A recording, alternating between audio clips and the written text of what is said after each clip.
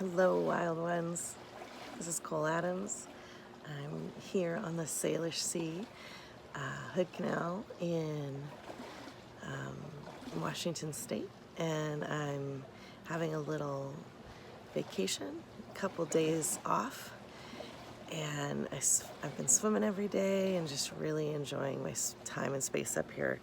And one of the things I brought to kind of fill my bucket, I'm always thinking about bucket fillers with creativity.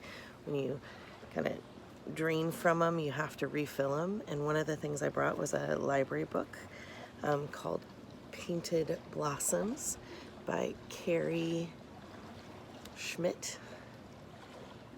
And it is creating expressive flower art with mixed media. And I was surprised by this book because some of it is about painting and painting expressively, but some of it is just about like kind of building a creative life and using quotes and different things to find that story of your inspiration. And I really, really enjoyed it. Getting ready to do plein air painting class this week, 2 of them, and I knew I needed to come in with my inspiration bucket filled up because I really truly love to paint intuitively. I'm not so much of a painter who comes in with a massive plan to get ready for a class. Like step outs would be really hard for me. I might have part of the things done, but they won't be perfectly in sync because of how I paint. But one of the things I love to do is collect quotes, and this book is full of quotes that are called out. And I wanted to show you how I take a book like this and actually integrate it into myself. I'm a big integration person. I find I'm talking about that a lot. One of the things I do is use 3x5 cards, and I add quotes from the book in very different formats. So I have all these little tools ready to go, and this is how I start most of my creative sessions, is doing a tiny little painting or a tiny little drawing on a card that already has just a little bit of inspiration on it. Because we're going to a garden, I really wanted to focus on blooms and blossoms. No mud, no lotus, Thich Nhat Hanh. So these quotes I know will inspire me. So I have a whole pile of them. I'm actually going to give them out to some of the participants this week to have them try my creative hack of just starting on a really low stress, low energy, low bar to entry medium. So if you start with your watercolors, when you're seeing if they're warmed up and ready to go, instead of starting on a very expensive piece of watercolor paper or in your sketchbook where you might get a little nervous, a low stakes start is a index card. The other way I integrate is, this is my morning pages book. I just recently shifted over from a book that, what is it called? A composition book to a more permanent sewn-in book. I don't know if you can see that. It's a little bit odd lighting, but I thought it was worth it for the water. And this book, I've done some decorating. I'm definitely inspired by mermaids and the sea. And part of Morning Pages is, for me, is reading a little bit of poetry to start. So I've started a poetry section, and I like that I could go in and pull out the signatures that are full, but leave in the poetry and the front section, the like visual inspiration and then the word inspiration. And one thing I did was added quotes from the book that really resonated with me in particular into my poetry section.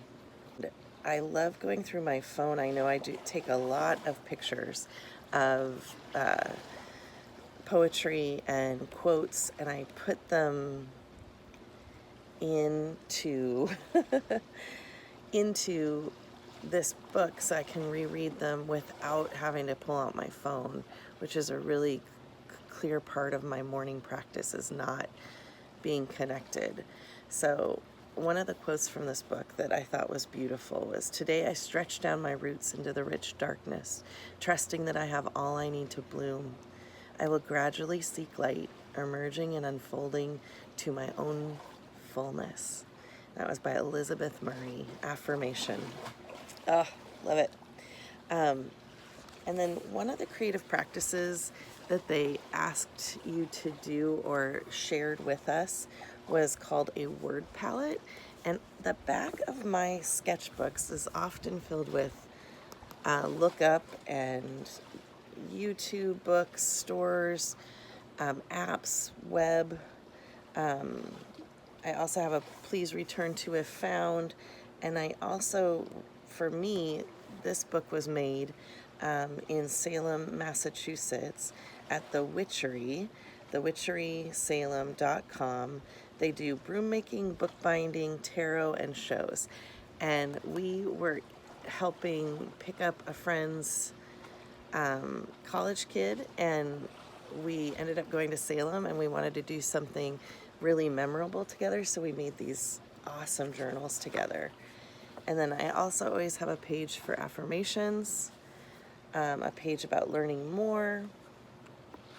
Usually I have a page called painting titles, but I think I'm going to switch it to word palette. So I added that this week. And I also have a YouTube page, like things I want to be doing, any ideas. I always have a YouTube page now. But the word palette is keep a list of words and phrases that inspire you, which is kind of what my painting names always was, but I always felt like it had to be a fully fleshed out name. And I like this one where it's just words that inspire you, like look through old poetry books, garden books. One of the words that kept coming up in this Painted Blossoms book was flora and fauna, which totally inspire me. I love flotsam and jetsam, and sea vegetables instead of seaweed. Relentless persistence was something she talked about a lot, Carrie talked about, and practicing persistence as a word or a phrase that comes up quite a bit.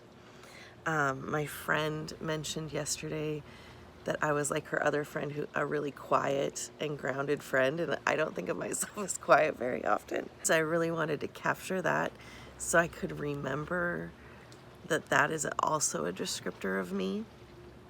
And I hope that you dissect books like this and really have the tools around you to integrate them in your life. Keep a daily book. Think a workbook or a inspiration book. When I'm at a demo, I have a book that just goes with me to demos. I have a book that lives in my bag that I always have access to. That's what works for me. Find what works for you. Maybe it's an app on your phone just where you can keep track of things. But this is by Faith Evan Sills. There's a lot of work I call silent work, where I'm absorbing information, gathering inspiration, and settling myself down to work. I find that the more open I am, the more I see inspiration. I hope that this landscape and this video finds inspiration for you. Wild Ones, I just really am blessed by this work. I feel like it's changing me in a way that I really like, and I hope that you're feeling connected to it too.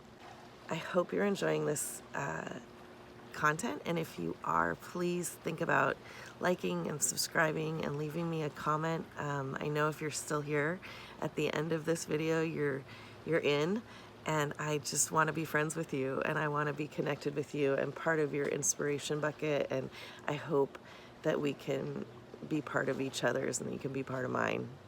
Take care of yourselves, each other, and the water.